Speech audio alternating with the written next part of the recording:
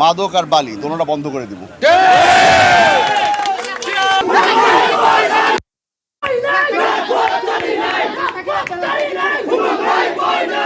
বিএনপির জাতীয় নির্বাহী কমিটির সদস্য হোম্মাম কাদের চৌধুরী হই রাঙ্গুনিয়ার দিন প্রধান সমস্যা এখন বিরাজমান, এক কারণে মাদক আর এক কান বালি, এই দুই সমস্যা বন্ধ করা হবে।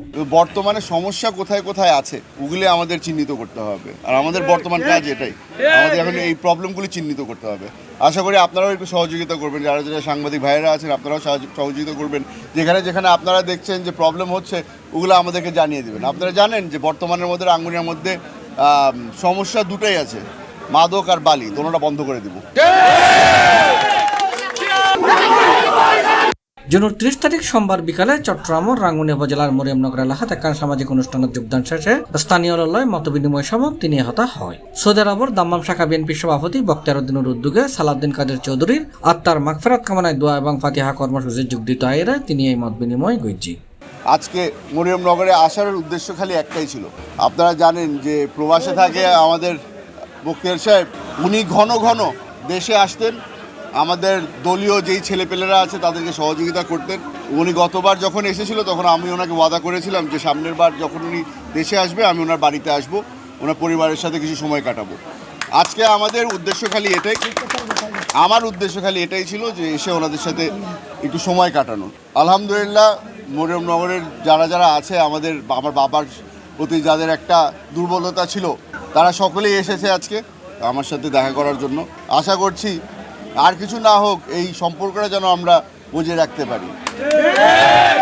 ভাইজানের ছেলে বাতিজা মানে মায়ার সুর আব্বা বলি হোম্মাম কাদের চৌধুরীর সাথে আমার প্রথম সাক্ষাৎ হয় সৌদি আরবে। তখন ওনাকে আমি দাম্মামে সর্বপ্রথম চট্টগ্রাম জেলা যুবদলের ব্যানারে ওনাকে বিশাল একটা সম্বর্ধনা এবং ইফতার পার্টির আয়োজন করেছিলাম চট্টগ্রামবাসীকে সাথে নিয়ে। সুন্দর একটা প্রোগ্রাম আমরা দাম্মামে উপহার দিয়েছিলাম।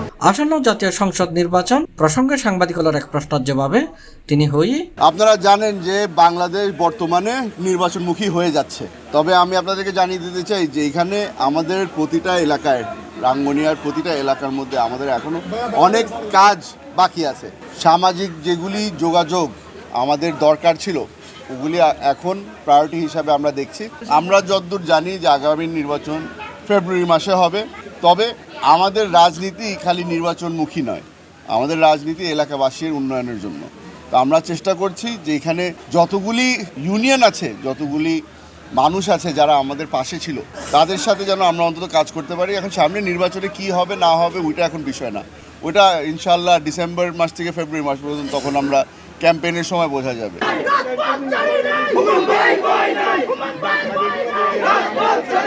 C+ TV Chittagong.